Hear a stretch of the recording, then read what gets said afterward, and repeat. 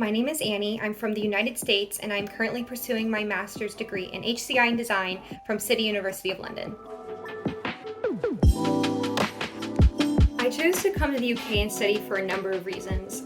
My grandmother's British, so I've always kind of had that tie here where I wanted to learn more and see more of the country she grew up in. But I also just visited London about 5 years ago now, and I fell in love. It was amazing, it was great, and I knew I wanted to come back here someday. And I think London's just a really cool city. It's really multicultural, which is super nice. It's really easy also to travel to other places throughout Europe from London. So obviously, like as a student with a lower budget, that's been really nice. But I think a big practical reason too is that the programs here in the UK are a lot cheaper as well as shorter than similar programs back home. So for me, it really just kind of, ticked all the boxes and just made the most sense.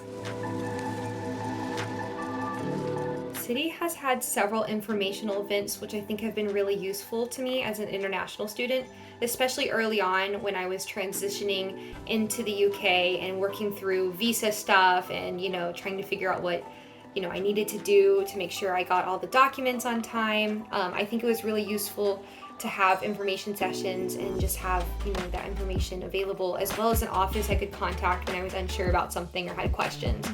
And I think now, as a lot of people look to get the 2-year visa to stay on after their program ends, I've already seen the emails come through for information events upcoming on that topic. So it's been really great that City's so supportive of international students, especially if you do want to stay beyond your time at City. They make sure that you're set up for success. There's a lot more red tape to things than there was back in the States, at least in my experience. So things like getting an extension on an assignment, it's a lot harder to do that here because there's an external committee that has to review it and approve it on specific grounds to make sure it's very fair. But that can take a lot of time, and you need certain kinds of evidence oftentimes. So I would just say plan accordingly. Try to manage your workload so that you wouldn't need something like an extension, and don't rely on that. But then if it comes to it and you do need something like that, just make sure that you follow the process correctly and reach out if you have questions and get the documents you need. I would advise future students to live as close to the university as your budget will allow.